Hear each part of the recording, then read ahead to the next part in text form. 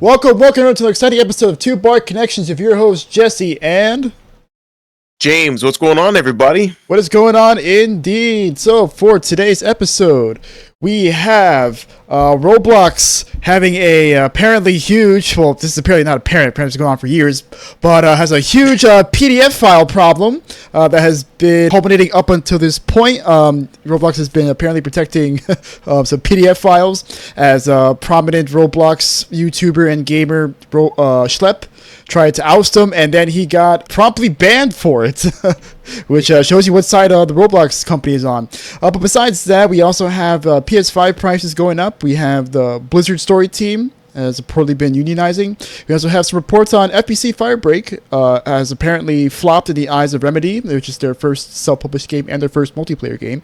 And we also have a tabletop discussion that James and I are going to have over Mark Darrah. And for those of you who don't know who Mark Darrah is the producer, and he's also lead developer on several Bioware games, namely Dragon Age. And he's going to be talking, he spoke about Veilguard with Mr. Matty Plays, who is a YouTuber, and he also released a video giving a prognosis on Anthem. Prognosis is the right word, right? For dead people? I would say more of a autopsy. Post-mortem. Autopsy. Yeah, there you go. Post-mortem autopsy. Yeah, prognosis is yeah. What's a prognosis again, Mr. Nurse Man? Prognosis is essentially a prediction of what the future is going to hold. Oh, I'm sorry. So, like, okay, never mind. Sorry. Yeah. So scratch what I said. Post-mortem. When it was completely wrong. You can't say something in the future and say it's dead.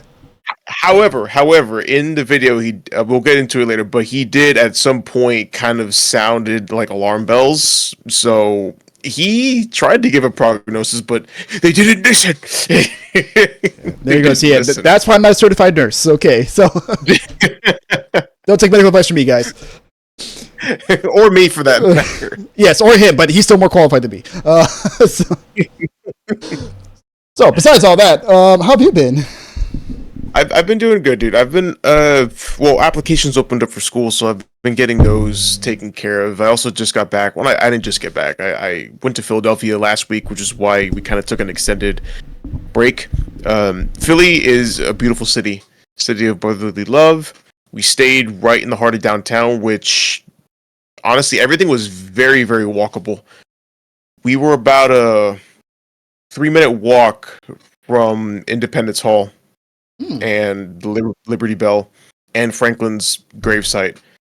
Like, you know, people think of DC as having a lot of rich history, which it does, but the country, the United States in particular, started in Philadelphia, like everywhere. And honestly, a lot of everything started in Philadelphia. The first capital was in Philly while they were building DC. We even got to see the site of the president's house, which was where George Washington stayed at, because, you know, at the time there was no White House when the country was founded, and they used Independence Hall as the Congress, and they used some shed as the Supreme Court. Like, I mean, not a shed. It's not a shed, but, you know, compared to the Supreme Court building that we have now, it's essentially just, it looks like a big office building, and that's where the courts reside and stuff. But what was really impressive was the Franklin Institute, which only resembles Franklin by name. It's really more of a science institute, so it's kind of like the museum of it's like a regular museum of science that showcases a lot of, you know, like scientific principles when it comes to body anatomy, classical engineering and mechanics, and most impressively, the aviation area, which actually had one of the original original prototype planes built by the Wright brothers when they were, super, super cool. And we also got to tour the U.S. Mint. As you know, a mint is, for those that don't know, a mint is a place where currency is made, specifically coins. So we got to see the whole process and how they used to use gold and silver until they switched to nickel alloy, because there was a short. I can't remember what it was. I don't know if it was a shortage or they just wanted to. I forgot. I had read it. They wanted to hoard all the gold, and that's when they first built Fort Knox and took all the gold and stored it there, and they switched to like a nickel, copper. No, sorry, I know it has nickel and another metal alloy, and that's what they use for all the coins. Mm-hmm. And the different ways they do quality assurance and stuff. Very, very interesting, actually. But because it's still considered like kind of secretive, we weren't allowed to take pictures. So I was just, So I was just kind of like, yes. We didn't get lucky though. Usually you can see the floor and you can actually see how everything is made. But they told us that if there's no need, right? If there's no demand for coins, then the machines are probably off. Then you won't see it, and we didn't see it. But we saw videos of how the coins go through. Yeah. And there was the Museum of the American Revolution, which was a very, very impressive museum and very long. We were there all day, and it was like 30 minutes till closing. We were only halfway done with the museum. Damn. Okay. Yeah. It was a lot. When did you start? They had a lot of relics. When did I start? I think around 10 o'clock. When was it closed? Nothing. 5. And you got halfway through in 7 hours? Well, yeah. Well, there was also a show that we saw. There was 2 shows. There was a show in the at the beginning of the museum, where it kind of gave like a brief overview of the American Revolution and all the battles and stuff. And then we also saw another show that kind of that it's gonna sound random as hell. The tent that George Washington used in the American Revolution. They have it. Oh, wow. And they brought it. Yeah. And they showed a movie about it and its importance and all this stuff and how many times it changed hands. And it also gave us kind of some history on Washington as well and his descendants. Specifically, I forgot what her name was, but she actually ended up marrying Robert E. Lee, the general of the Confederate Army. Mm-hmm. So yeah, so George Washington's, I think, great granddaughter married the Confederate general, which is pretty cool. And also on that note, Amy Lee from Evanescence is the great grandniece of Robert E. Lee. Mm-hmm. Yeah, so did not know that. Yeah, so if I think about it correctly, that means Amy Lee is a descendant of George Washington. Maybe. Good chance that's a possibility. Yeah, but very distant relative. Very distant relative. Very distant relative. But it was pretty cool. We got to see the tent. We got to see all the uniforms that they had, which was like ragtags, and just the different battles that ultimately decided the fate of the war. You know, the French joining in, the Spaniards joining in, essentially everybody in the world, because, you know, Britain was the most hated country at the time, but they were also the most powerful. So yeah, everyone wanted a piece of the British ass.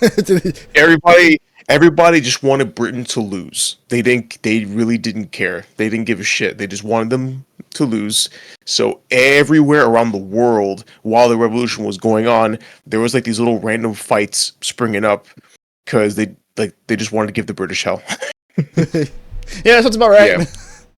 We went to the the National Constitution Center, which gave details on how essentially the Constitution came to be, the debates that were had, the long summer it took to write the document, because, you know,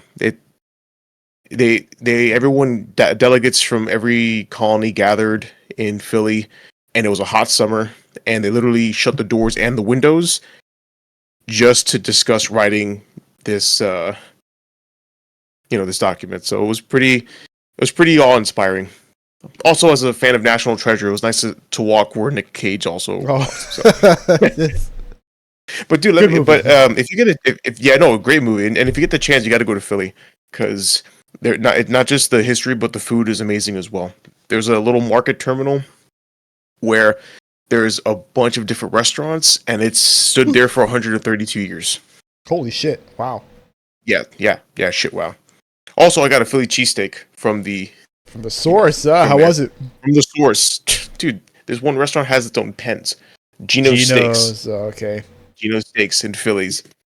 I had like 4 different Philly cheesesteaks from 4 different areas, from 4 different restaurants, and they were all super delicious. Oh man! So you can't go wrong. Also, the first ice cream shop in the United States was there. You want to know what the first ice cream? You want to know what the first ice cream flavor was? What? I'll let you take a few guesses. You're not gonna get it. I'm not. Damn. No, but no. I'm gonna go with wild then. Okay, let's go with 3, right? For the sake of time, right? Yeah. Let's go with something wild, right? Apple. No. Marmalade. Nope. That does sound pretty good though. Apricot. Green tomato. Green tomato. Okay. Yes. Yep. I shit you not. That was the original ice cream. It probably is, but that's all they had. That's all they had. Because Philly's right across from Jersey, so that's all. And I guess Jersey at the time they grew tomatoes, and they just grabbed them and stuck them in, and then that was their ice cream flavor. They don't serve it anymore. I asked, but I told them they should. They should, yeah. just to know. Yeah. I mean, obviously, like the process will be different. Like the ingredients will be kind of different because we had like a bunch of preserves and sugars and shit. But at least give you somewhat of an idea of how it was.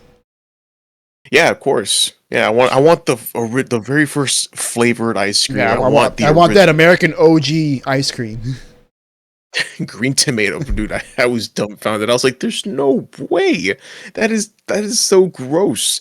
But I guess that's all they had in those days. But very nice city. Oh, and also the Rocky steps from the Rocky movies. Mm-hmm. Oh, yes. I ran. Yes. That's exactly it. And they actually have a Rocky Fest every year. Oh, I'm sure they do. Rocky's got to be like a city hero. Oh, he is. There's literally a statue. He's probably the most positive representation of Philadelphia has ever gotten outside of Fresh Prince. It's like Fresh Prince and Rocky. That's it. Well, just Will Smith and like Sylvester Stallone. That's it. Yeah, no, but they like Sly a lot. They like Sly way more, dude. And actually, the statue at the top of this episode was donated by him personally. Okay. Yeah. So it's a big deal. And that's pretty much it. So if you haven't gone to Philly, I suggest you go. Oh no, I'd love to go, man. It sounds so historical and educational there, but also like food's pretty good, and transportation like walkability seems pretty good. So it'll be a pretty good time. Yeah, dude, for sure. And but what about you? How have you been?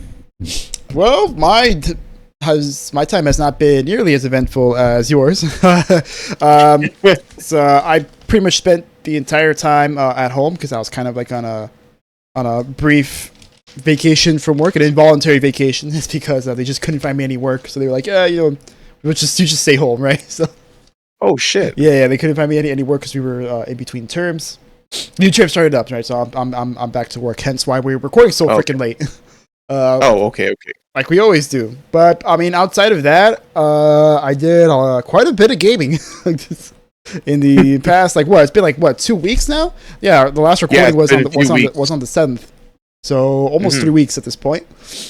Yes. And in that time, I have finished 3 games.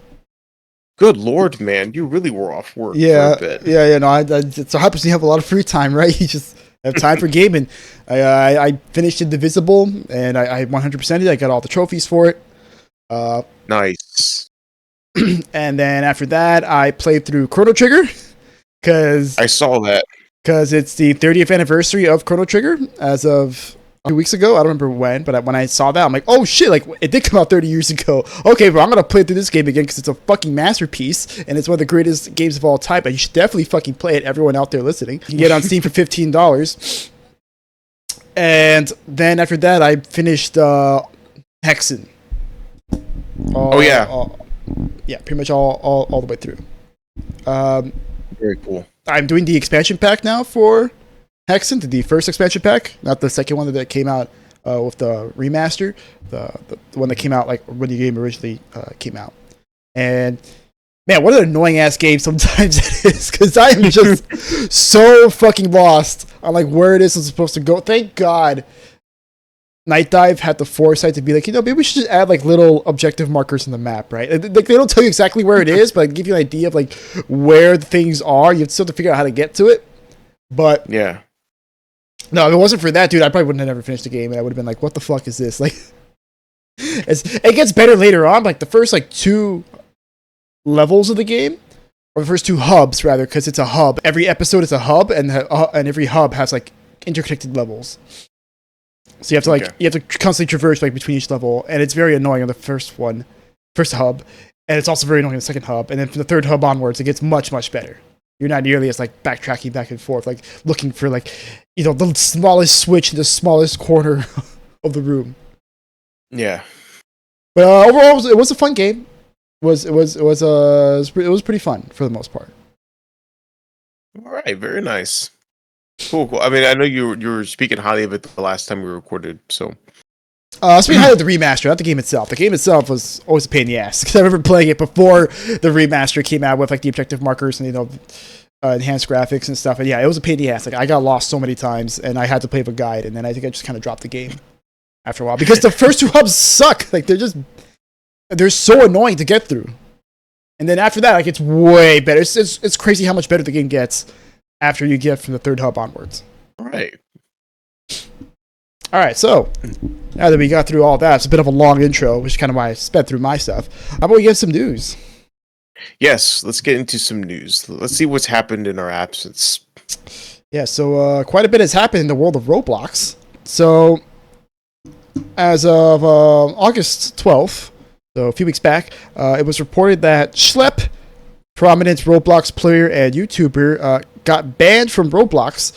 All his alternate accounts got banned, and he was also served a cease and desist order from the Roblox company. So he said this in a video in which he pretty much talked about like what was happening between him and the Roblox company, and about like how Roblox sent him a cease and desist order, and pretty much banned him for doing vigilante work, as they put it, because Schlep's content, a lot of his content, is devoted to hunting down sexual predators on Roblox, because Roblox has a very big predator problem with adult men going online, posing as children, and pretty much trying to groom other children into sending them pictures and stuff, or to meeting them in a place and then doing ungodly things to them. Heinous, yes. So Schlep, he devoted a lot of videos documenting like how he personally lures a lot of these predators and how he works with law enforcement to get them arrested. And in 1 year alone, he managed to get 6 people arrested. And he himself is also a victim of abuse, which makes this really fucked up, right? Wow. Yeah. And he was abused by a prominent Roblox developer who is not named, and Schlep even almost took his own life over the abuse that he suffered through the Roblox developer. So for that, he said, he manipulated me, he used power dynamics over me, and frequently exposed me to gore and not safe for work material and loads of other stuff that a kid should never see. It was so bad that I actually made an attempt. While I was in the hospital, my mom contacted Roblox. They brushed her off. The predator went on to groom more victims before Roblox finally banned him years later. So, as you can see, right, Roblox is actually the best at stopping online abuse. They don't stop it. They just they defend it. It seems. Yeah, it seems like whose side are you on here, Roblox? So yeah, they sent him a cease and desist, like I said, and he actually put up the cease and desist over on his Twitter. No, we will not call it X.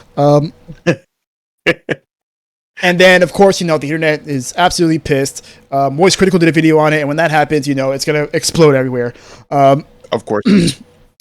And so Schlep himself responded with a counter lawsuit, and he is being represented by Stinar, Gold, Greco, and Hensley, which is a Chicago-based law firm. If I remember correctly, this law firm is a pretty high profile. Like they're no joke. Yeah, apparently they have 500 clients who also claim to have very similar experiences with online abuse. Yeah. But yeah, so Schlep decided to respond with a counter lawsuit, and Roblox themselves also doubled down on his banding and even defended it. In the cease and desist, they were quoted saying that Schlep's actions are a violation of Roblox policies and directly undermine Roblox safety efforts and critically are exposing our users to increased risk. While Roblox acknowledges that your stated intentions may be to protect children, and while it recognizes the serious nature of online predatory behavior, your methods, including failing to immediately report suspicious activity to Roblox through proper channels, are actively interfering with Roblox established protocols and critically exposing Roblox's users to increased risk.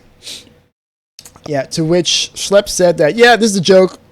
That's total bullshit. He responded saying, when did I ever take the law into my own hands? We work with law enforcement. We have 6 arrests of child predators in your community. Why should you do nothing about felony child predator arrests? We were sending you. What a joke. So, exactly.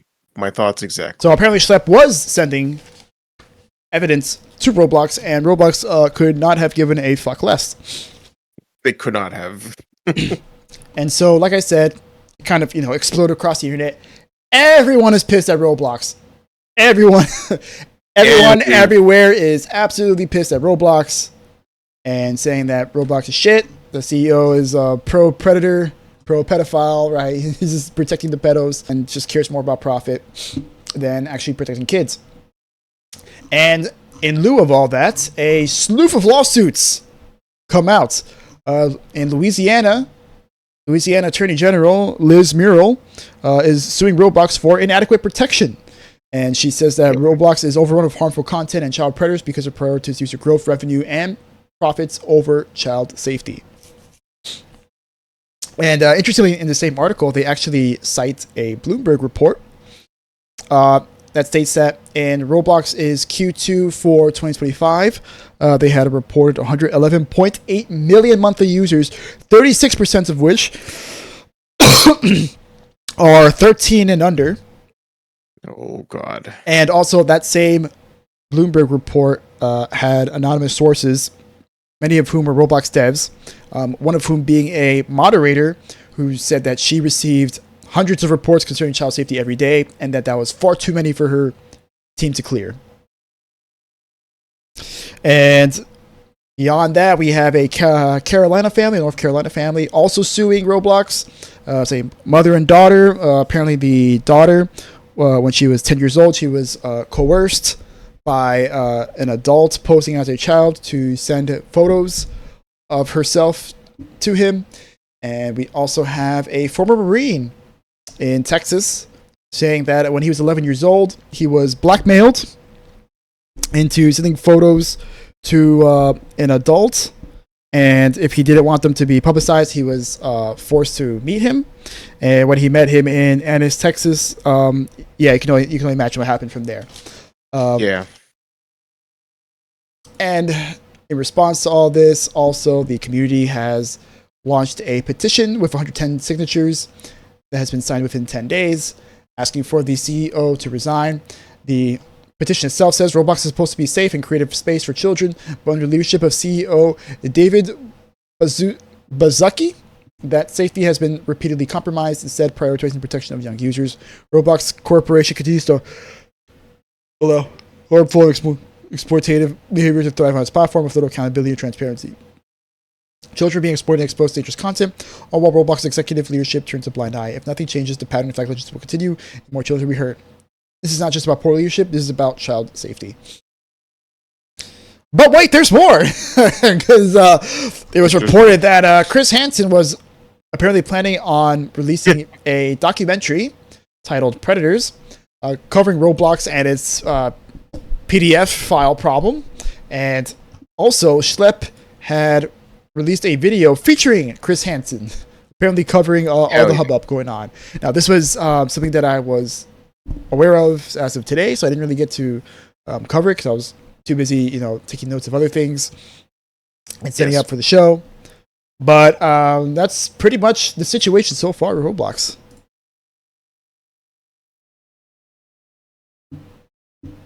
Yeah. Holy shit. That's why is everyone defending pedophiles nowadays? What the fuck is going on?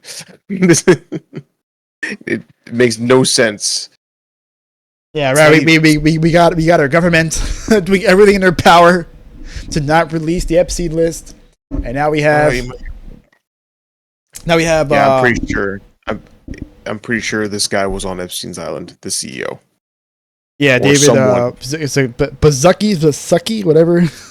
Allegedly. Allegedly. I have no proof of this, but he's acting like someone who would be hiding the fact that he was on the island. Yeah, dude, this is kind of fucked. No, this is absolutely fucked because Roblox is pretty much like the number one game in the world. It has like hundreds of millions of people playing it every single day, right? And a lot of them are kids, right? A not insignificant portion of them are kids. Yeah. Well, I mean, if you look at the game, you know it looks like it's marketed, not marketed, but it's made for children. It's a it's a game with these blocky men with all these colors. So yeah. I would imagine that a lot of the clientele would be for children. Yeah, and this is Percy. This is also concerning to learn about because my niece, who is gonna turn 13 pretty soon, she plays Roblox. She's been playing Roblox since she was like 10 years old. So like when I read stuff like this, I'm thinking like, oh my god, like what kind of people have she been talking to? Right? Yeah, dude. No, it's. I don't want to think about that. In fact, it makes me want to tell your niece to stop playing. Yeah, right. Yeah, it's not fun in the slightest. But it makes me very happy that a lot of people are shitting on Roblox now, and even going so far as to threaten them with lawsuits and investigations, because this can't go on. Crimes are bad, but crimes against children, there's a special place in hell for people like that.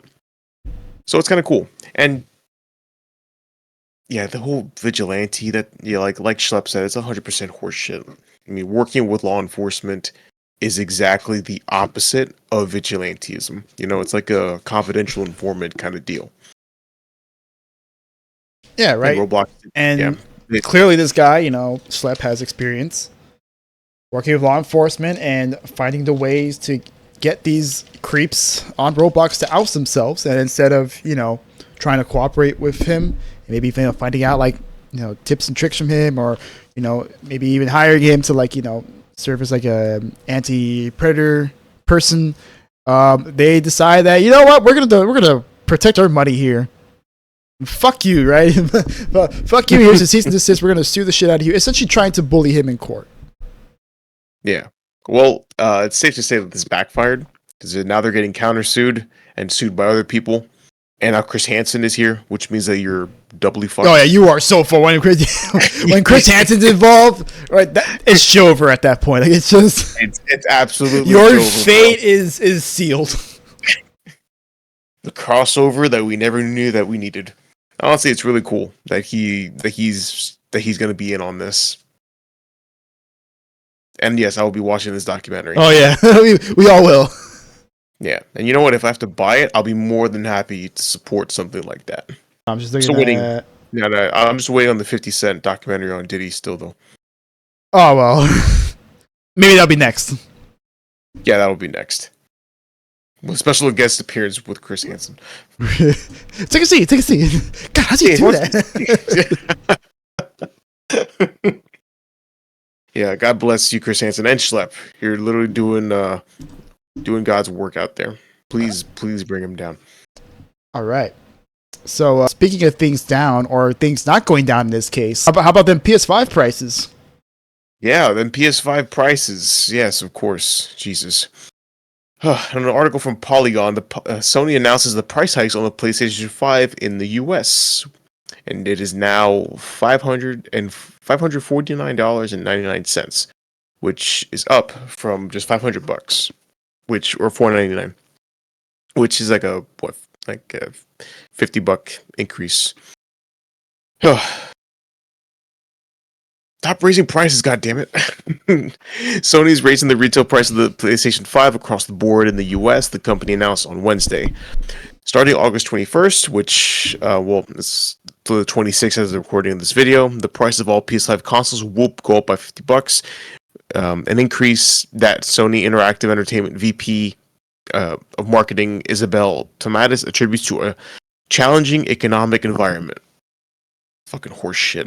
So, so as you see, those are the new prices for the PlayStation 5, and of course, every edition went up by. Well, the base went up by $50. The digital edition seems to have stayed the same, and the PS5 Pro is $750, which was originally $700. So, however, Sony did clarify that it is not raising prices on PS5 accessories like the DualSense controller and PlayStation Portal, nor is it raising the price of the PS5 consoles outside of the US. Bitches. That's because they already did. Yeah, well, they already did. No, that's right. Still, bitches. Now, because they waited. They waited for... The move follows similar price increases from Microsoft on its Xbox consoles and Nintendo on original Switch consoles. Sony's announcement of more expensive PS5 consoles in the US comes just a few months after SIE raised prices on the PS5 in other territories, which include Europe, the UK, Australia, and New Zealand. And Sony did say that they had a 3-month stockpile of PlayStation 5 consoles earmarked for the US, presumably in a wait-and-see strategy, as they, were trying to deal with President Trump's tariffs on China, which is where some of the hardware is manufactured, of course. While Sony president and CEO Hiroki Totoki floated the idea of making PlayStation hardware in the US to bypass tariffs, Chief Financial Officer Lin Tao warned that Sony was looking at a financial impact of 100 billion yen, which is about 684 million from tariffs across its division. We may pass on to the price, she said at the time. And now here we are, with increased prices on the PlayStation 5. That's cool. It's fine. I have my PC. Yay, right? Yay. Well, hey, I'm happy for you, though. Prices. Yeah, Hey, I'm happy for you. You got your PlayStation before the price hike. Yes, so, yes. Congratulations. It's a $500 paperweight instead of a $550 paperweight. Excuse me. It's a $500 Final Fantasy machine. Oh, yes. I'm sorry. Yes. $500 Final Fantasy machine. And you got your money's worth out of it. I did get my money's worth for the most part. Game. For the most part, no, you fucking played the shit out of it. Yeah, I played Remake, and then I went straight to Rebirth. I put 150 hours into Rebirth. So I got, good 200 hours between like Final Fantasy Remake, Final Fantasy Rebirth, and then I also played Marvel Spider-Man 2. Nice, which I still have yet to play that.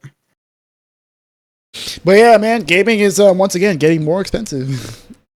Great, getting more expensive. Isn't it great, man? You remember when prices of consoles actually went down? Oh shit, maybe. Yeah, I remember, right? Pepper Fridge Farts remembers, and the member berries remember, right? But it seems like no one else remembers this. That over time your console price is supposed to depreciate, but we live in a very, very unprecedented times, to say the least. These are unprecedented times that's happening for the umpteenth time, and I'm tired of it. I just want some goddamn stability, please. Can we please live in normal times? I just want to enjoy my hobby. I just want to play games with the bros, That's all I want. I don't want my hobby to milk me for all I'm worth. Yeah, because I guess, know, if my hobby is worth $550 for a fucking PlayStation. Yeah, dude. No, it's not. And then you also have to consider the fact that we're actually, like, believe it or not, we are pretty close to a next-gen consoles. Yeah, I think the announcement, like the official announcement of these next-gen consoles are going to sneak up on us, and we're already going to be like, oh my god, what the hell's going on? Like all of these new games, like the new Resident Evil 9 that's coming out, which, dude, I got that notification while I was in Philly, and I was like, oh my god, what the fuck? And so they're going to be next-gen. Oh, 100%. Yeah. No, those are... Yeah. Yeah. So, this was captured on PS5 Pro, and I was like, yeah, because that's all you have right now. But you're gonna catch that footage somewhere else as well. I was gonna say something about that, but I forgot now. Okay. But, you look like you were gonna follow up. Yeah, no. No, but like it's so strange to think about how we're pretty much at the end of a console generation almost. which is fucking wild because it feels like it never even started in the first place. Well, yeah, because there's been no games at all. Like there's been really. like pretty much nothing. It's so strange. Like Xbox pretty much left. They barely exist. They've barely existed for the past 10 years. It's like after the Xbox One, they just fucked themselves for the better part of a decade. Now they're just known as the people who just buy studios and then fire everybody. Yep. Like Xbox as a brand has been kind of, diluted down to just like, oh, there's just a third-party publisher at this point. And then you have Sony and Jim Ryan and Herman Hulst and their fucking stupid bullshit games as a service push that pretty much robbed us of an entire generation. And then, of course, you have Nintendo, pretty much being fucking Nintendo. It's just kind of doing their own thing now, except now it's just, Well, now they're more emboldened because if you look at the grand scheme of things, they really are, of the big three, they're the only ones putting out, well, decent games. Honestly, no, they're putting out really, really good games, but now their greed is worse because they know that no one else can do anything. Yeah, but in terms of console hardware, right? This like it's because normally like with Nintendo, right? At least for a while, like it always felt like every generation like had its own identity. Like you had the Wii, it was like the waggle waggle stage. The Wii U, which was the okay, I don't know. And then you had the Switch, which was like this is cool. It's my first console handheld hybrid, right? And now we just have the Switch 2, which is just a Switch but better. Except way more fucking expensive and with $80 games. For no reason. And with shit online still. Shit online. Hey man, that webcam that looked pretty good, right? The Nintendo Switch 2 webcam for $80. And right? and also pay $10 for HD patches. HD patches, HD texture packs that we get and maybe some extra content, which is fucking wild, right? Because I saw a stream of Mario Party Jamboree, the Switch 2 version with like the camera shit that's there. Yeah, dude, you want to know what the extra content is? Tell me. It's literally a mode with Bowser, right? Bowser's on a stage, right? And you do mini games with the camera, and you do 3 mini games, and then it's over. Okay. And they charge $10 for that. So $10 for 3 extra mini games. $10. And don't forget the camera too. You have to get the camera because the camera's not gonna come with the console. Fuck you if you think Nintendo's gonna give you a freebie. No, you better pay, motherfucker. There's $450 plus $50 for this shitty ass 720p camera that I can get for $20 of this thing, right? This is a 1080p camera. This is like $20. So give us $450 plus $50 for the camera, and then an extra $10, right? So you can play 3 fucking mini games. So you can get pissed at your friends even more now because of how much money you wasted. I mean, I'm not surprised considering that they charged money for a fucking tutorial of the console that really realistically should come with the game for free. Oh, well, let me clarify. 3 rounds of mini games, but the actual number of mini games is maybe like 6? It's like less than 10. It feels like it's less than 10. No, I hate it. I despise that. That's disgusting. Fuck you, Nintendo. Oh, and $10 tutorials. Don't forget to give us money for that tutorial. Want to learn how to use a console? $10, please. Well, no, fuck you then. Because fuck you, give me money. But yeah, that's kind of like what I mean by like this console generation has felt weird to say the least, because it feels like it's barely existed, and then everything that's like been there has been kind of shit. It really has been shit. There really isn't anything remarkable about this console generation. There's been no, game that defined it. There's no game that people rally around. Like, there's nothing. Like, what? Final Fantasy Rebirth and Astrobot, a fucking 3D platformer? No disrespect to Astrobot, because... No. And Rebirth, but like...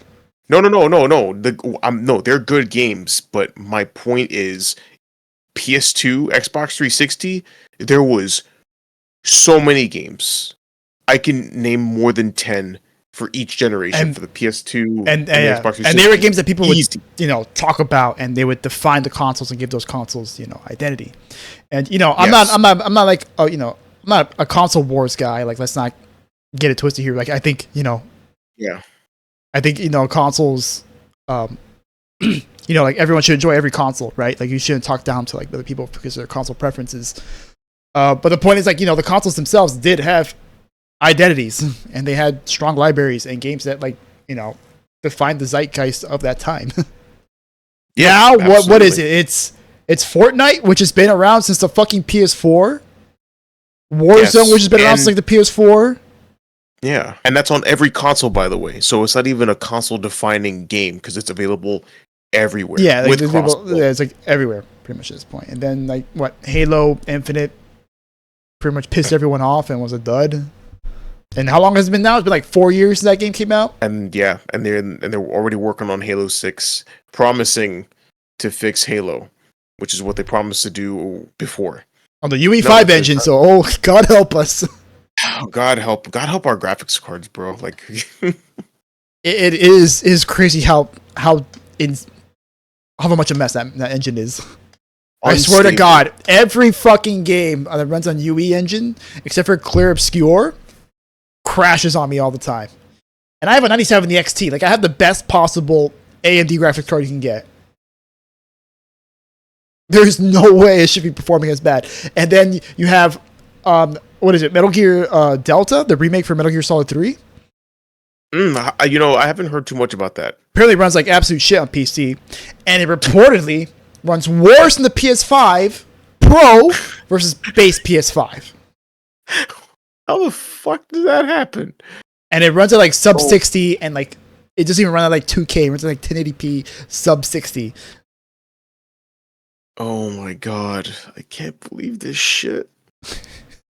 We're literally going backwards in terms of technical prowess. It's impressive. It really is impressive. Fuck. Damn it. I think I talked about a video before that talked about how game optimization is getting worse, but like drastically worse. Oh yes, you want to talk about it, but I don't think we ever got to it. No, we never got to it. Well, we'll probably talk about it next time or sometime later. But did I send you the video? Anyway, I think you did, but I never watched it, to be honest. Okay, I wanted to wait for we actually did stuff on it. Yeah. Well, maybe we'll save it for the next episode then. Okay. But yeah, dude, it's absolute garbage. Like, these people don't know how to optimize files, so the games run better. They don't know how to optimize files so that they don't take up half your fucking hard drive on updates. It's like, what are we doing here, guys? Like, I get it. Like, games are bigger now because they're more graphical fidelity. There's more shit in these games, so they're supposed to be bigger. But dude, you cannot seriously tell me that this is the best you can do in terms of file compression. Sorry, it's not gonna happen. Yeah, I have to look at the I have to look at the history of videos to see when it was. Yeah, you'll send me that to me in a bit. Although it's funny how this started with prices, and we just started bitching about the console generation as a whole. Well, because because everything sucks now. Like, our hobby, I'm sorry. I mean, listen, I have fun playing games with you, but our hobby sucks right now. It really does. Like, it's literally, we're approaching peak shitification. Like, I really do feel we're at the peak before the fall, because this can't go on. Bro, I think we're already at the fall. It's just happening really fucking slowly. Yeah, no, it is happening really fucking slow, and these companies doing everything in their power to slow it down by just cost cutting and studio closing and game canceling, until finally they're just like, there's nothing more we can do. We just have to close the game division. Like in Microsoft's case, we're just going to close the game division. Well, they're pretty much closing their hardware division.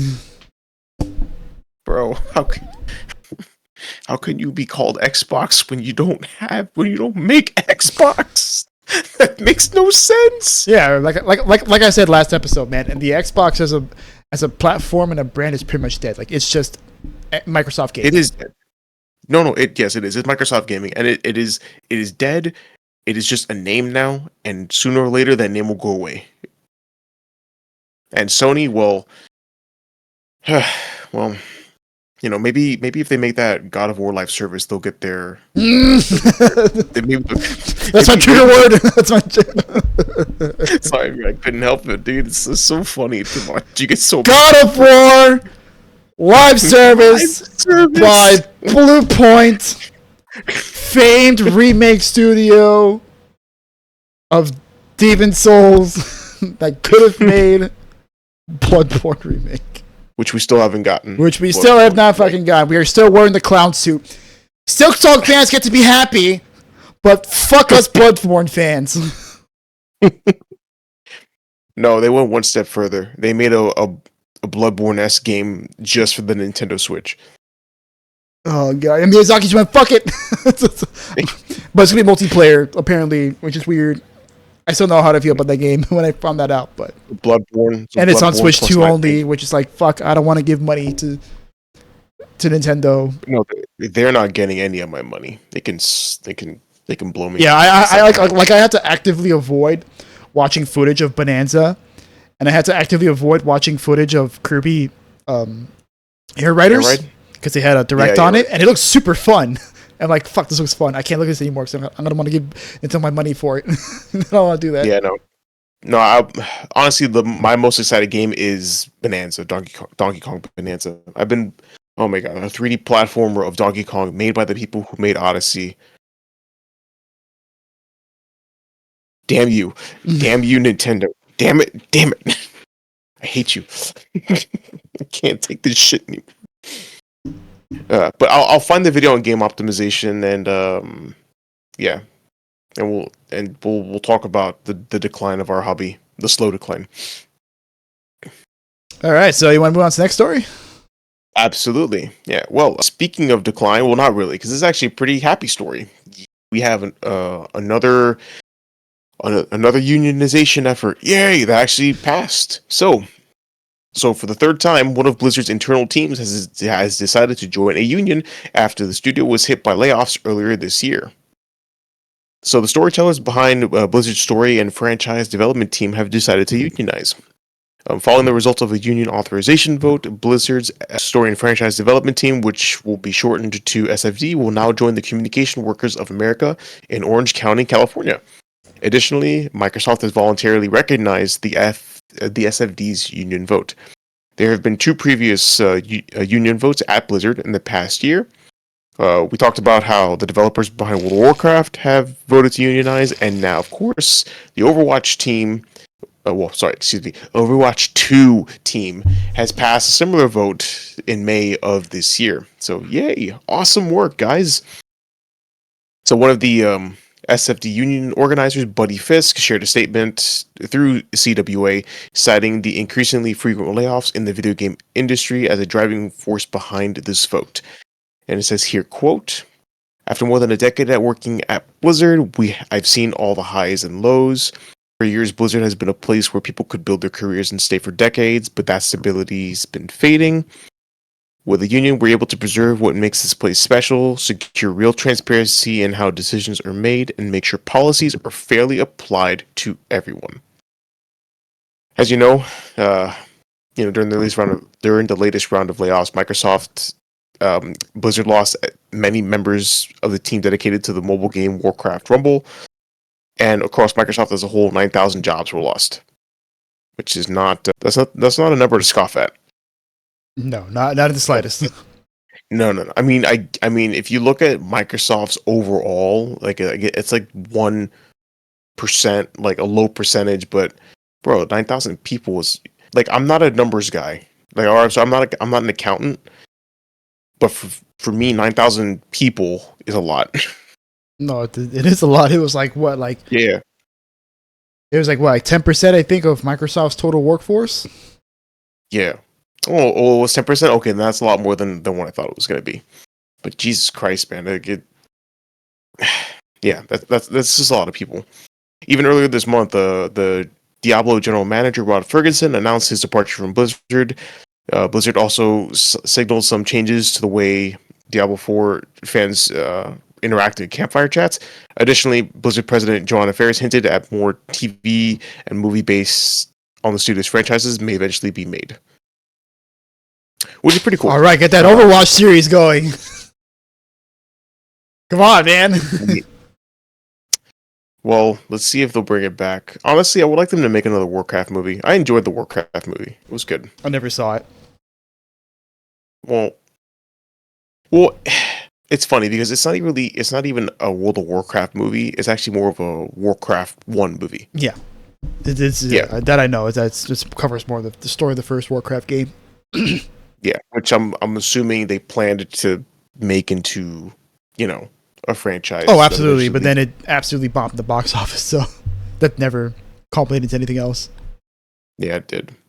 They could have done it way better, but honestly, compared to some of the shit they do now, like, man, they treated that movie too harshly. It was actually not that bad a movie.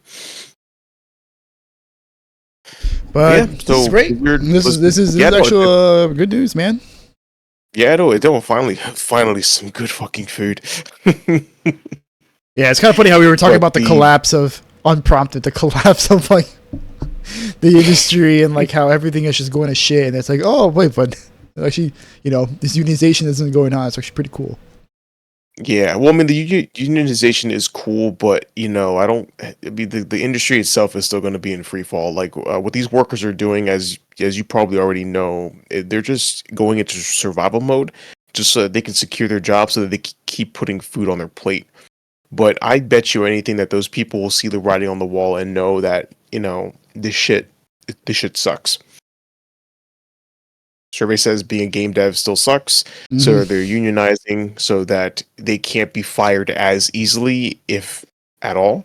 And honestly, I'm all for it, because these companies will work you to death, have you train AI to replace you, and then boot you. Yeah, exactly. And then make you sign an NDA so you can't bitch and moan online, or a non-competitive clause, so you can't even like find work as easily. Bro. That's horse shit. If I want to go, I mean, that's the whole point of competition. Hey guys, I'm gonna leave to another place that pays better. Can you match them, or can you give me better benefits? No, we can't have that. Assholes. They're bitches, bro. Bitches. So I'm happy. So that's 3 teams that are unionized at Blizzard, and hopefully many more to come, so that they can save their jobs, so that they don't collapse with the industry and they can keep feeding their families.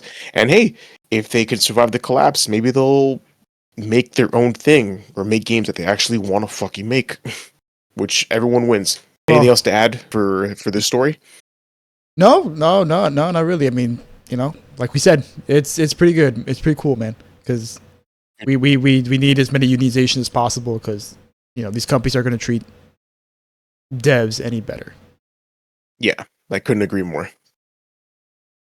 All right, so moving on, we have FBC Firebreak. Apparently, is going through a bit of a stumble, as they have been reportedly been underperforming in the eyes of Remedy Entertainment.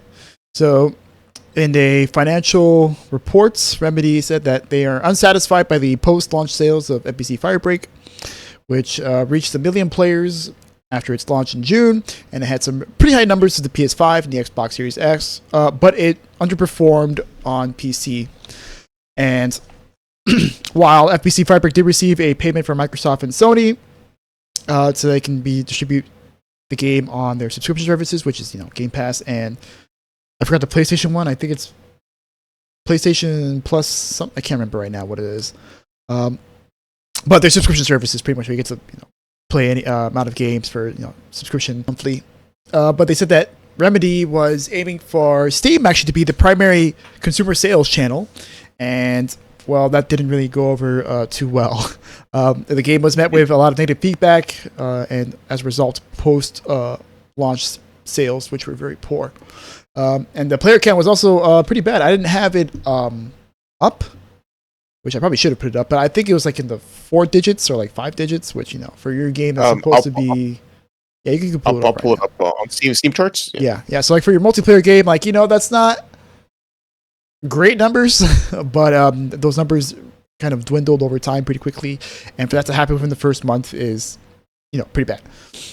But they did say that they were committed to it. So remember, you said that FBC Firebreak was designed as a game that evolved over time. Despite the rocky launch, we believe we have a solid game to build on. Players who spent over an hour of the game reviewed the game mostly positive, showing us that core experience of the game is entertaining. We have rolled out patches and communicated on how the game will continue to develop. Looking ahead, a larger major update late September will be the next step for FBC Firebreak. So you ready for the numbers? So at least for Steam, because I know this game is cross-play, correct? Yes. Yeah, so all-time peak on Steam, 1738. Okay. You want to know what the 24-hour peak was? What? 21 players. What? Damn, I think it was like 200 or 300. Oh my god! And 20 wow. players were playing. And 20 players were playing as of 44 minutes ago. Jesus Christ, dude! Yeah, I think they undersold how poorly this game is doing on Steam. Damn, bro. Yeah, so Remedy continue onwards to say that they're going to launch multiple targeted marketing activities to drive interest in the title, and they're going to work on expanding the game's community over time. And one of the changes that we can expect in September is they're going to be reworking the opening, because apparently the opening of the game can be a little frustrating. It's not really clear like what it is you're supposed to do or what things do. Yeah. And yeah, because we actually played the playtest for it. I mean, I'm pretty sure we can talk about it now because the game's out. So... Yeah. Oh wait, was there an NDA for the playtest? I think it was closed. So yeah, it was closed. Shit. Yeah. We weren't really supposed to talk about it publicly. But hey, fuck it, the game's out now. Yeah, game's out now, so fuck it. So overall, though, Remedy seems to be doing okay. They announced in their Q2 2025 that their revenue increased by 63.5%, up to 19.6 million, and that Alan Wake 2 and Control are still selling pretty well. Progress on Control 2 has been on track, and the Max Payne 1 and 2 remake is also on track with Rockstar. Cool. So FBC Firebreak, not doing too hot, but at least, Remedy overall seems to be doing pretty well. Yeah. I mean, well, why don't we share our experience with the game a bit? I mean... Yeah, the thing is, it was broken when we were playing it. Like, the matchmaking just didn't work at all. And we only had one day to play it. We didn't get to play it over like the entire weekend. So we just played it for one day for like 2 or 3 hours. And unfortunately, the matchmaking was broken that entire time. So it was just James and I. Yeah. So not even the full of three-person party that the game intended. And I mean, I had fun with the game. I did have fun with it. It's just, it's not really clear what it is you're supposed to be doing. It wasn't what I expected it to be, because like when I saw it, I was thinking like, oh, this is gonna be like a Left 4 Dead kind of game. Yes, and it I had the sort same of thoughts. is and sort of isn't at the same time, because it definitely is like has like that horde shooter mentality. But man, sometimes like they will launch like everything at you all at once. So just like so like you had like these sticky note monsters that would come out, because the objective was that you had to clear out a bunch of sticky notes in an area. And also the structure of the game was really very strange, because like Left 4 Dead, right? Like you pretty much like going down the level progressively, right? And then like you hit these roadblocks from the level where it's like they're like set pieces where it's like, okay, like in order to continue the level, like you have to grab this soda to like deliver to this guy. But what's gonna happen is that it's gonna set off the alarm and stuff. It's like you have like set pieces like that, or it's like, oh, like there's a security checkpoint that you have to get through. In order to get through it, right, you have to like set off the alarm and stuff. And then in between that, you're kind of just like running from safe house, from place to place, picking up objects and stuff. But in this game, they just shove you in a room, and it's like, okay, go do the objectives. Like, wait, what? Okay, well, what's the objective? The objective is like, oh, like you have to clear out like the room of sticky notes. Like, okay, well, how do I do that, right? So we kind of have to like figure it out. But then all of a sudden, like you're getting attacked by like these monsters made of sticky notes, and then you get shot by assholes like that are flying in chairs. They're like two-shotting you, bro. Yes, bro. Fuck those guys. Seriously. And you have these crappy ass guns that are just awful. The guns are terrible. Yeah, dude, the utility guns were much better than the actual weapons. And I had like a fire hose or a water gun, and I thought maybe I had to wash the sticky notes away. But then it kind of made me think, like, okay, well, what if I didn't pick this character? How would we get rid of the sticky notes? Because I think you were the mechanic. You had a mechanic's kit. So, yeah, I don't remember what the classes were called, but I pretty much had like a hammer or something like that, like a wrench, I think. Yeah, and I was like an engineer, like I could make turrets and stuff. Which, by the way, that turret was garbage. Yes, that thing was fucking useless. Like it was actually, I was actively putting myself in danger by using that thing. By throwing that thing out. Yeah, dude. I think the only thing you were able to do was repair those like shower stations, which I guess it like restores your health and also cleans sticky notes off you. Oh, and if you get too many stickies on you, you die. Actually, no, you become one of the monsters, and you can actually see yourself like attacking the your own party. I thought that was funny, but yeah, no, it wasn't clear. The guns didn't feel like they were doing anything. I was in a panic most of the time. Yeah, it's a constant panic. Yeah, dude, but not even the good kind of panic. It's the kind of panic where like you do everything that you're trying to do everything, and yet whatever you're doing, nothing works. So you're literally just sprinting all over the map, trying to outrun the enemy to complete your objectives instead of killing them and then going to the objective. And then you're hiding in the shower with your friend. No homo. Yeah, right. You're just there showering together constantly. There are moments where like you and I were like just hunched up against the shower, just hitting things constantly. You know, it's yeah, man. And that wasn't fun. And then I think you have to manually activate the shower. So at a certain point, like like you're starting to take a whole bunch of damage. You're like, oh shit, turn the shower back on. So you have to like turn around to turn it on. And it was chaotic, but it wasn't the good kind of chaos. Yeah, it's a very weirdly designed game. Because like with Left 4 Dead. God, like it's just crazy how like Left 4 Dead is still like the peak of co-op gaming, and that game came out. It's timeless, dude. It's in 2009. It's like the best co-op game ever made. But that game was so geniusly designed because like it's all like peaks and valleys with that game, and like it's just by playing within 5 minutes you understand the flow of the game. It's like okay, like you start off in an area, you pick a weapon that you want, you pick up your med kit, and then any support items you want, and then you just run to the level until you get to the set piece, right? And of course, you have to deal like with special infected and stuff. Yes. But the game had a great flow to it, right? Like you start with a few enemies, okay, it's kind of easy, and then as you progress through it, like they start throwing more and more enemies at you, but it's like drip fed to you. It's not like, oh, we're just gonna throw fucking everything at you at once, right? It's like, that's what Firebreak did at times, where it felt like we just throw everything at the player at once before they even know what the fuck is happening. For like no reason at all. And Back 4 Blood also has this problem too. Yes, because nothing would ever make sense, and there was no reason for it. In Left 4 Dead, if you shot at a car and the alarm went off, and then the horde came, you knew exactly why the horde came, because some idiot shot the car or activated the set piece. Yeah, and the game labels everything for you. The game tells you, hey, don't shoot the car, right? Like it's gonna, it's gonna piss off the horde. Oh, you shot the car. All right, the horde's coming. You better get ready, right? Yeah, and it also tells you who shot the car, like in the like. You get mad at them. You know exactly who. Yeah, it's like, oh, Jesse alerted the horde. It's like, you bitch, why? God damn it. But in Firebreak and Back 4 Blood, no, bro, you're just cruising, and then out of nowhere you get freaking spat on, or you get jumped on by like the hunters or whatever. Or in Firebreak, you have the chair people just come out of nowhere and just start pelting you. And it's funny because at some point in our playtesting, I was trying to figure out, okay, these enemies keep coming in, so something there must be something that's triggering that. Maybe like because the game is set in the Control universe, so it's like an interdimensional portals and that kind of thing. So I was thinking, okay, maybe there's a portal somewhere that we have to close so that we can reduce the enemies. But no. That was not the case. They just kept flying in, and there was no ending. There was no end to them. Nothing. Now, granted, this is just our 2-player experience. Maybe it would have been a bit better with a third person in there, but like I said, the matchmaking was broken. It just didn't work. Yeah, but dude, even with just two people, the game should balance for two people.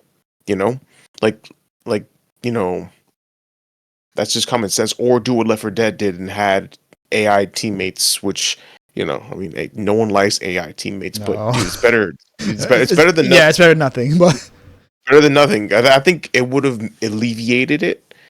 I think it would have alleviated the stress because the game was clearly, at least the playtest, it was clearly designed for a 3-person party. So maybe the chaos was because we were shorthanded. But again, we don't know. We just don't know. yeah, so I mean, I do respect the fact that like Firebreak isn't a live service game. Like they actively said like, no, this is not a live service game. Just come in whenever you want, play with your friends, and you can go. That's fine. Just wait for come in for the next update. We don't want the game to feel like homework. Thank you. So we do appreciate that. Like, maybe one day, right, if they add enough content to the game and they fix up some of the problems with it, like clarity of objectives, or like objective design, right, or encounter design, then maybe they'll have a good game that you and I can play one day, because it's always fun to play co-op games. Absolutely, we love co-op games. So yeah, dude. Yeah, we have been playing Ready or Not for what, like a month now. Like, we haven't played in a while. We haven't played in like 2 or 3 weeks, but well, we took a hiatus because, speaking of multiplayer games, we played the Battlefield open beta, and no, it was pretty fun. It was a lot of fun, and I've never played a Battlefield game before. So I'm sold. Not for $70, but not hey, $70. No, I'm not paying $70. I'll play. I'll play for cheap, for sale, for maybe $30, $20, $30. Yeah, maybe. Maybe you're like, yeah, maybe. maybe. So I do like that they're pretty optimistic about the game, and they seem like good folks, the people who make that game. So I hope they do fix it. All right, so all right. Oh no. So get your gas going. Yeah, I got my gas going. No, it's okay. I don't know if that's my last one, but so let's move on to our final subject. Yes, and that is Bioware and Mark Darrah. So there's 2 interesting videos that James and I learned about a week or 2 back, and we wanted to give it a discussion on it. So the 2 videos that we're talking about are, well, first is Mark Darrah, who is the producer, or he was a prominent producer and developer at Bioware. He worked on pretty much all the Dragon Age games, except for Veilguard. Well, he did work on Veilguard too, but back when it was, still Project Joplin. But he left. When it was called Red Wolf. Back when it had a cool name. So he left, and sometime afterwards, right, he drops his video where he talks about what happened with Veilguard, where he has a interview discussion with Mr. Matty Plays, who is a YouTuber, and also talks about Anthem and what happened with Anthem, because he was also a producer on Anthem for the last 16 or so months, he says, on the development of the game. Yeah, and actually not just producer, executive producer. And actually, he specifically stated that for those 16 months, he was the one calling the shots on the game. Like, he was very clear on that. So, big deal. Yeah, so as you guys know, Anthem was a game that floundered for a really long time, and with this video that he released, man, it just shows what a ripple effect that Anthem had on all of BioWare's release schedule going forward. Because my God, man, did this game really screw everything up for them? Yeah, no, there's no words to describe how screwed BioWare became as a result of this game. And it's also cool because it also gives insight into how BioWare is as ran as a company, because for the longest time we've always heard little tidbits about how BioWare management has become disdainful storytelling and such, and kind of you had David Gator, who was a writer on Dragon Age, talking about how BioWare all of a sudden practically overnight just started being fuck the writers, right? They started seeing them as an albatross and having active disdain for them. And I suspect a lot of that is because of EA's influence on it, right? Because now all of a sudden BioWare wanted to be well, let's start making live service games to appease our EA overlords, right? But so which of these 2 videos do you want to talk about? You said the Anthem one first, right? Yeah, we can cover the Anthem one because that's the one that I'm more familiar with. So Yeah, so like I didn't get to watch the whole thing. So how about you fill us in on it? absolutely. So this is essentially so first off, I do want to say that Mark Darrah says that there is actually multiple parts to this that he's going to make. Right now, what you're watching is part one, and at least he's planning on it if there is enough traction on these videos. So I would recommend you give it a watch. I think it was very informative. Go and leave a like on it, comment that you want a part two so that we can get the more of the story. So this video here shows how Mark Darrah and what he knows and what his firsthand experience was for the development of Anthem up until he took over in 2017. Or, yeah, I think 2017. Mm-hmm. And then he says that he would go into his personal experience with the game in part two. Yeah, so I'm sorry, what did I say? No, go ahead. Go. No, because I'm saying he divided this video up chronologically into 2 years between 2011 and 2017. Now, of course, he spent most of Anthem's development cycle outside of it, but he gives a lot of insight into how the development cycle and like just the whole concept of Anthem had ripple effects throughout all the teams in Bioware, because there was multiple projects going on at the time. You had Mass Effect Andromeda, you had Dragon Age Inquisition, Dragon Age Veilguard. Inquisition was pretty much wrapping up. Yes. And so you had those three games like working around simultaneously. And sorry, what were you gonna say after interrupted? Yeah, no, I was just gonna go through like the video itself and just kind of go through what's been happening.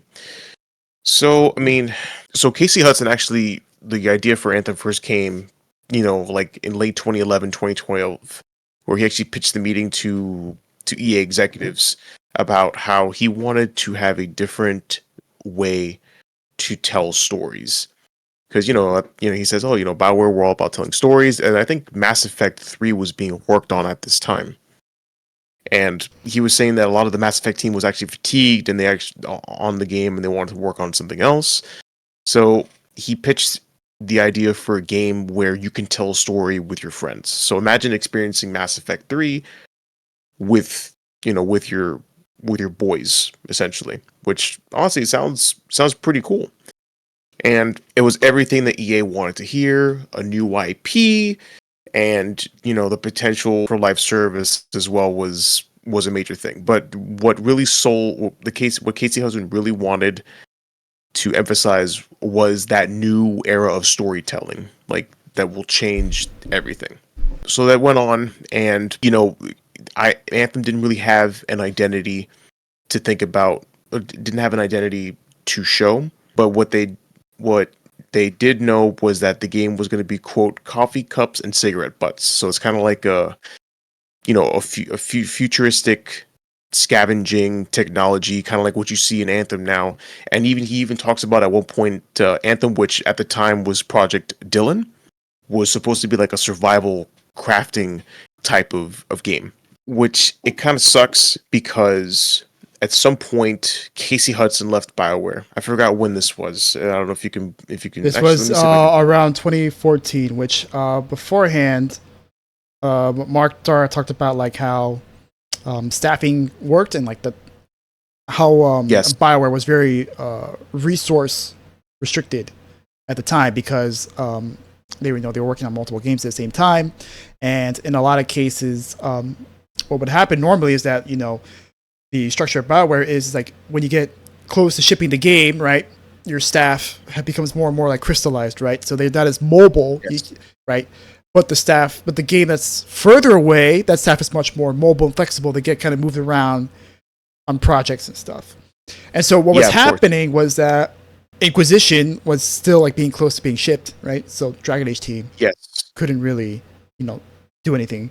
And then Andromeda was also scheduled to be kind of close to shipping. So like around this time, right, Casey Hudson couldn't really like secure staff. And in the interview, Mark Darrah speculates that that's probably why Casey left, is because like he just couldn't secure the staff that he wanted to make the game. And this is my speculation, not his, because he never really said this.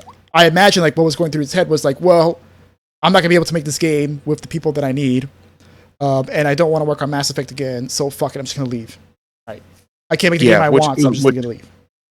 Yeah, which I think I'm inclined to agree with that assessment of the fact. So he ended up leaving because he knew that he wasn't gonna make the game that he wanted with the people that he wanted, which unfortunately still left the team that was there, and they were still working on the game because EA still expected this new IP to get made. So you essentially had a bunch of studios, a bunch of different teams that were segmented that were kind of doing their own thing. And so once again, Anthem was just a random collection of different development teams working on different things that had no cohesion with one another. So Mark Darrah described it as a puzzle pieces that were being made on their own, which had the danger of not fitting well together once the final project was to be, put together. And something interesting as well is that he attributed this mostly to the way that Bioware management handled secrecy within the company. Well, Casey and his leadership team. Yeah, Casey. Yeah, because he said because Mark said that my style's more open. Casey's like he's a bit more secretive with how he handles information. Yes, so he actually only allows certain pieces of information to get out to the development team, and it's really only the leaders of those teams that communicate directly with Casey that has access to the whole picture, essentially. So with Casey gone, there was no vision, because after all, in the video he says Casey talked about the future of storytelling, and Mark Darrah was like, well, he wasn't really clear on what that was. He didn't give an idea. He didn't say anything. He said nothing. So whatever the vision he had in his head, it left with Casey, and no one else knew what the hell was going on. So this led to the development teams just kind of, idling and not really knowing what to do, which led to one of his points that there had to be someone at the helm to make decisions on Anthem, because you just had a bunch of random ideas from different development teams, and they were just working on stuff. They even talked about how the flying mechanic was taken and added back like 3 or 4 different times. Like they couldn't decide. Excuse me, I got gas now. They couldn't decide. They couldn't decide on what they wanted to do with the flying. And so when you have that kind of uncertainty in a game, when there's no unified vision, that leads to it can lead to bad outcomes, as we'll see later. There was also something else as well, that the game that was coming to be, essentially the people within the development team, they saw it as a well, the game now looks like Destiny. It's like a looter shooter, or like Borderlands, but the people in the development team did not want to acknowledge that it was like that. So, which was a problem, because they wanted to have their own identity and not be associated with any of the other looter shooters that were out there. Which is funny, because this game started development before Destiny was even a thing. So, people were kind of calling it, Borderlands, but with mech suits. Mm-hmm. And for some reason they had a problem with that. They didn't want to be associated with that.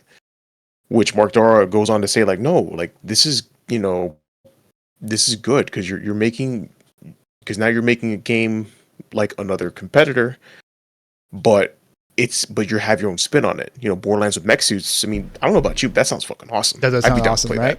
And from the dev side of things, that's important because it gives them a framework of the direction of the game. Yeah, it gives them a frame of reference. It's like, okay, cool. We can make a game like this. How can we add onto it? How do we iterate it? How do we make something unique to the genre that we call our own? Which is hilarious, because now looter shooters, everyone rolls their eyes at that. Yeah. to think like, everyone wants to be fucking Destiny now. Now everyone wants to be Destiny, which, and to say, it's kind of sad, because if Anthem would have played their cards right, they could have been a Destiny, and maybe even better. But unfortunately, we now know that that's not the case. So they made a So the whole secrecy thing, back to Casey Hudson and the development team, he was very secretive. He didn't really give out much information, and then it ended up costing the team the vision that they needed, which means they didn't know what to do, which means they didn't know what to decide on for that vision to come true. And so they were just lost. This team was lost, and they had no direction for a number of years, for a very long time. And on top of that, you have your EA suits coming down and looking for progress on their brand new IP because, well, hey, we were promised a cash cow. We were promised a new where's IP. My $1 billion game? I need that $1 billion game. No. Where's my $1 billion franchise? That's what I want. A quadrillion dollar franchise. And it starts with this game, Anthem. So how's it going? And Mark Darrah actually talked about how the people would share numbers on, let's say, the number of javelins that would be in the game. And EA took it to heart. Specifically, it was 6. Just shot it was 6 javelins. Yeah, one of the producers just said, 6. Yeah. Yeah, 6 javelins. That sounds great. But then the team said, no. Well, it turns out we actually can't do 6 javelins. We're just going to have to do, what was it, 4? It was 4. That's what they ended up with. Yeah, it was 4. And EA, the suits were like, oh my god, this game is fucked. We were down from 6 javelins to 4. Oh, I can't believe you guys have done this. Like, how we're not going to financially recover from this. And Mark Darrah explains how it's a really bad idea. You should never ever share. You should never share numbers. Never share numbers. Yeah. Never share numbers because then they will use it against you. It's like, you said that this game would make a $10 billion and it's only made 9.9.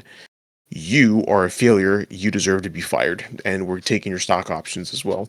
So as time went on, it really wasn't getting anywhere. So Mark Darrah just kind of explains how this game was getting nowhere really, really fast, and he was saying that the importance of a demo for this game and how it probably could have helped make something with all of the different game mechanics that the teams were making. But again, it goes back to the decision aspect of the game, how, someone should have made decisions so that some kind of cohesive vision would have come to light, and then they could have decided if it was working or if it was not working, or, if it could be salvaged in the slightest. But they didn't do that, and they really didn't know how this game was coming together and how it played until it was too late. Well, the demo was the E3 demo. Well, yeah, but remember, like, that demo wasn't what's the word I'm looking for? Like, it wasn't real. Like, it was a prototype specifically made for that, and it was very railroaded. Like, it wasn't the game itself, if that makes sense. Like, it wasn't. Oh, I remember him saying that that's okay because, like, it still gives developers like a framework of like what it is they're supposed to be doing with the game. Like I remember in the Bloomberg report, we talked about this a long time ago. Like, this is like when the podcast first started. We talked about that big huge expose on Bioware and Anthem, and about how it literally took until E3 before the developers were like, oh, this is the game we're making. Right? Yeah. Like, literally, they were learning at the same time as the E3 audience what kind of game they were making. Yeah, no, I remember that. But again, the demo itself, I don't even know how else to say it. Like, it wasn't a real demo. Like, it wasn't the game as they wanted to make it, because the game was still like a whole hodgepodge. So you just had one demo, very tailored experience, and it wasn't real. They should have made an actual real demo, but again, I feel like I'm not getting my point across correctly. Like, there was no, like, by real demo, I mean like an actual experience of the game that they had meant to make, and not the fake one that they had put on E3. I don't know. I remember him saying that the demo that they did was fine, and that the demo that even if you throw out all the work of a demo, because it's like most demos, like most of the work is thrown out anyways, but the decisions that led to that demo being made, like that you can build a foundation for. Yes, which is true. why like when you see the E3 demo, it's like, oh, okay, like yeah, sure, this is bullshit, but like the decisions, like these are the decisions that will lead to us making the actual game. Even though the specific details of this thing is bullshit, like the decisions that led to it are still going to inform our future development. Yeah, it's true. So then I think at this point, I think it's getting close to Mark Darrah joining the team as an executive producer, and he starts to like, I guess, no doubt he starts to notice some pretty weird shit with the game, and he even brings up old tweets of him as well, like kind of voicing his concerns. It's like, oh yeah, I think here it is on June 11th in 2017. He's like, oh, well done, and all the people at Anthem, like a strong showing indeed. And then he goes on, and then funny, he goes on vacation. And while he's on vacation is when Casey Hudson comes back to BioWare, which I'm not gonna lie to you, I'm confused about that. Like, why did Casey Hudson come back? He doesn't know. He said like he always said I wasn't part of the team that somehow convinced him to coming back. I don't know the details of it, but somehow he was convinced to come back. But then that's when he panicked and he started emailing the EA higher ups. He's like, "Look, I know what's gonna happen. Casey's gonna tell you because remember back to when I talked about how the employees are flexible depending on when the game is shipped. The further away it is to shipping, the more likely team members are meant to be shuffled around to help out the games that's closer to shipping." He's gonna say, "Look, I know what he's gonna say. Okay, he's gonna say it's absolutely imperative that you get the Dragon Age guys off of Dragon Age to finish Anthem, because that's going to be your $1 billion live service game. Whatever you do not listen to him, okay? This thing is nowhere close to being done. Put out Dragon Age first, and then we'll work on Anthem afterwards." And of course, EA did not listen to him at all because they went, fuck it, we want our $1 billion live service game. Let's get the Dragon Age people off, and then let's get some on Anthem. Oh, by the way, Dragon Age, you're a live service now. Yep. That oh my god. Yeah, it's pretty. So like how the ripple effects are already happening.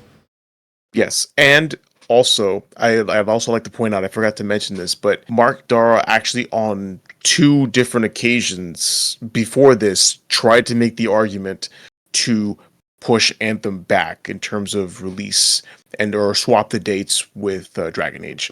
He's like, he's like, listen, this game needs more time, and it still fell on deaf ears, and especially this third time, it fell on even more deaf ears. So, yeah, they didn't listen to him.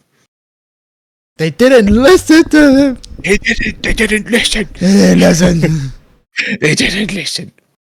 So Anthem ended up being shipped, and well, we know what happens from here. Well, I mean, yeah, I don't have to go in too much on what happened next. So a lot of management at the upper management level, no clear vision, and the guy who had a vision, if he even had one, or if he was just talking out of his ass to the EA suits, he left the team floundering instead of just canceling the project altogether. So yeah, it's really sad, because if they would have done it right, they would have had their own version of Destiny. It would have been the first, really. No, because Destiny was already out by the time Anthem came out. Destiny had been around for like 4 or 5 years at that point. Yeah, well, no, I mean, like, because when they started working on the game. Oh, yeah, well, I mean, it was supposed to be a survival game at first, so it probably would have been something completely different at that point. It's just, in between those years of it being a survival game, Casey leaving, and then them dicking around until, the E3, right? It was supposed to be like a survival game, but it kind of it shuffled around until eventually it landed itself in the looter shooter space. But no one wants to call it a looter shooter. No one in leadership wanted to call it a looter shooter, even though it was essentially a looter shooter. Yeah, well, yeah, it was Borderlands with mechs. Yeah, and I remember reading in that Bloomberg report where I forgot which EA executive came by, but he came by and he was like, "Hey, this flying shit's kind of cool. Like, you should do that. Do that." And they were like, "Oh, okay. We'll make we'll double down on the Iron Man flying." The Iron Man flying, indeed. Which was the coolest part of the game. Like, yeah, it is. Like super cool. Like, I was never I know everyone was like really hyped on Anthem when they first saw like that demo. I personally was never really impressed. I'm like, okay, this is like Destiny, and I don't like Destiny, so this is probably not for me. But the flying did look cool. I'm like, okay, the one thing that might get me on board is the flying. If they can leverage the flying to like set up for interesting mechanics and like combat, then I might consider buying this game. But you know, that's not what happened. Right? The flying was cool, but everything surrounding it was just not good, to say the least. Abysmal dog shit, I think, is the word you're looking for. Absolute ass. Yeah, but that was the end of the part 1. Hopefully, there's going to be a part 2 coming up soon on his part to explain more, and then if it does come out, we'll cover it. But then there was another video, the interview that Mark Darrah did with Maddie Plays, where it talks about some other cool stuff. Yeah, so actually, it is getting kind of late. I don't know if maybe you want to wait till next episode to do this one. Yeah, we can wait till next. Yeah, we can definitely. It's getting kind of late, and this episode is going kind of long in the tooth. No, all right then. All right, sounds good. Do you want me to sign us off? Yeah, let's just sign up here, guys. Yeah, sorry guys, it's just it's late, and the episode's been going on for kind of long. This took a little longer than I would have thought. I think us bitching about consoles being shit it took up a lot of time. We should have saved our bitching for Anthem. That was my bad. Well, I mean, neither of us played Anthem really, so like you can only say so much about it. Yes. All right then. Well, everybody, thank you so much for watching this episode of the 2 Bar Connection. We really appreciate you guys watching and giving us your time and attention.